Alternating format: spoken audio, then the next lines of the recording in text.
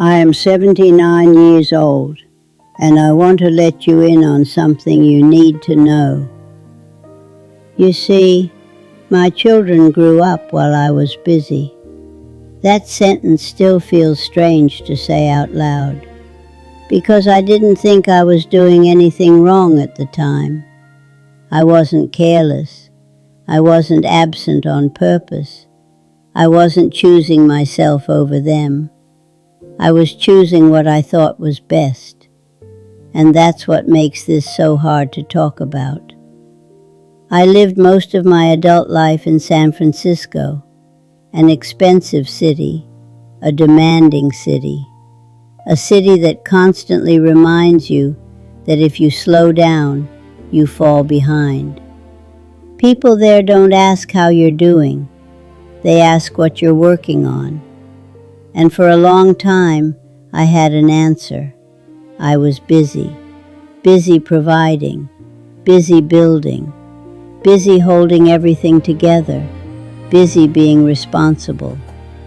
When my children were young, I told myself this phase would pass, that once things stabilized, once we were secure, once I had a little breathing room, I would be more present. That was the plan.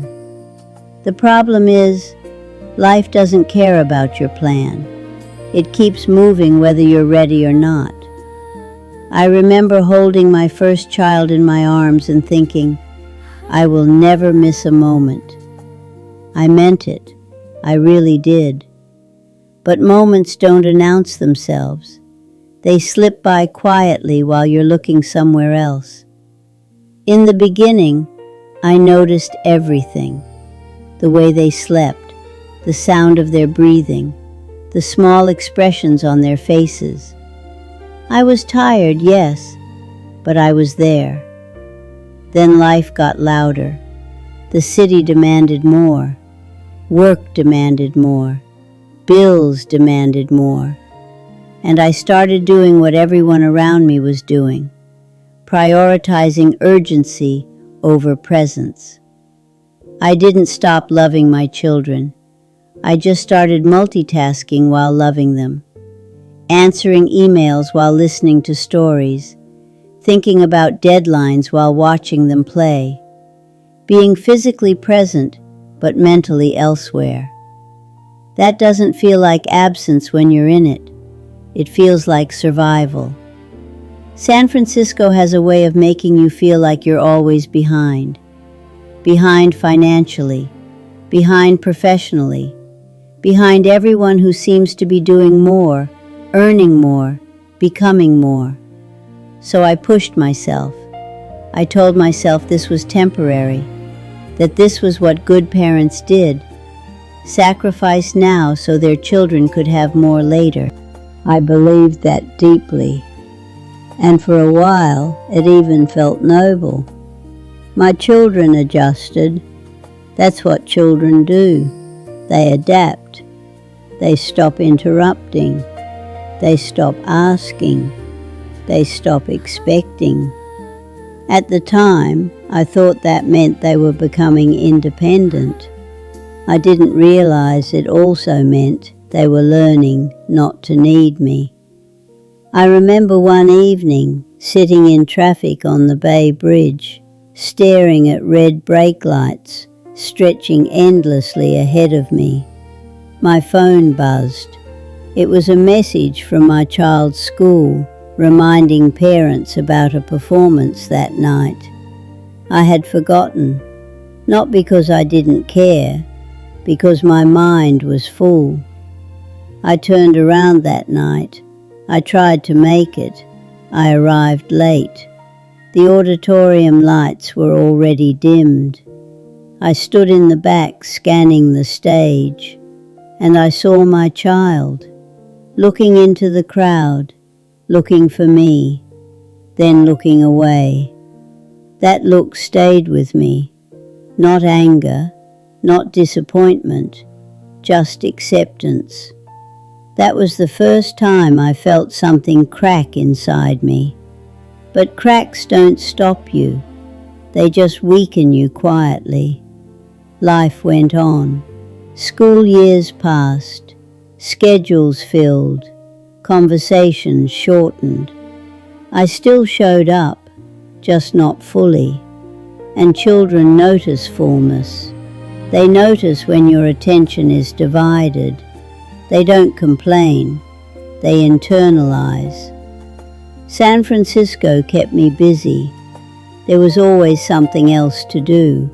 Another project, another obligation, another reason to postpone slowing down. I told myself I was strong, capable, resilient. What I didn't realize was that resilience can become avoidance if you're not careful. One day, without warning, my children didn't need bedtime stories anymore. They didn't need help with homework. They didn't need me to sit beside them. I didn't notice the last time any of those things happened.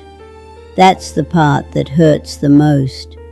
There was no goodbye, no closing chapter, just a quiet ending I didn't see coming. Teenage years arrived, then distance, then independence. They were still kind, still loving, but something had changed.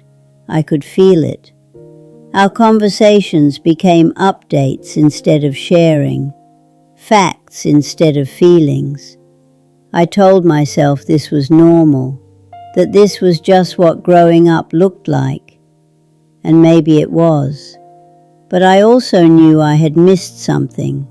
Not one big moment, thousands of small ones. Years later, one of my children, grown now, said something during a casual conversation that stopped me cold. They said, "You were always there, but you were always busy." They didn't say it accusingly. They weren't angry. They were simply stating a fact. And facts are harder to argue with than emotions. I wanted to explain, to defend myself, to list all the things I did for them. But none of that mattered, because what they were talking about wasn't effort, it was presence. And presence doesn't show up on a resume. It doesn't get rewarded by cities like San Francisco. It doesn't feel urgent, but it's what children remember. I provided, I protected, I sacrificed, but I also postponed. I postponed conversations. I postponed stillness. I postponed being fully there. And childhood doesn't wait. It doesn't pause while you get your life together. It keeps going. One day you're packing lunches, the next you're attending graduations, and somewhere in between you lose the version of them that only exists once.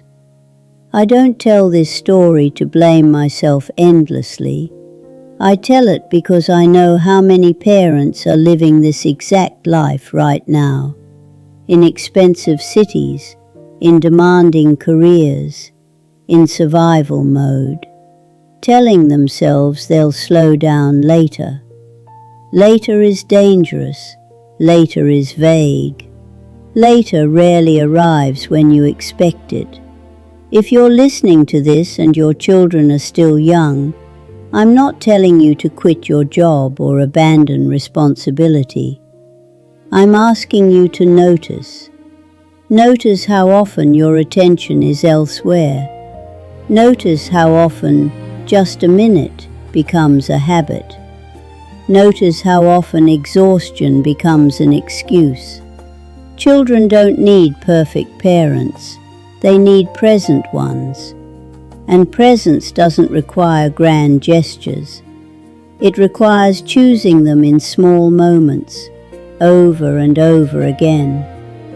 I live in a quieter place now, far from the pressure, far from the constant urgency, and I have time, plenty of it. But time doesn't work the same way anymore. You can't go backward. You can only understand. My children are good people. We have a relationship. But there are versions of them I'll never know again. And that's a quiet grief you carry alone. If I could go back, I wouldn't try to be less ambitious. I would try to be more attentive. I would put the phone down more often. I would let some emails wait. I would accept that not everything urgent is important, and not everything important is urgent. My children grew up while I was busy. I didn't see it happening, but I feel it now. If this made you pause, share it with someone who needs to hear it. Leave a comment and tell me what you're choosing to slow down for. And subscribe to The Last Lesson. Some lessons only make sense when the house is quiet and the children are already grown.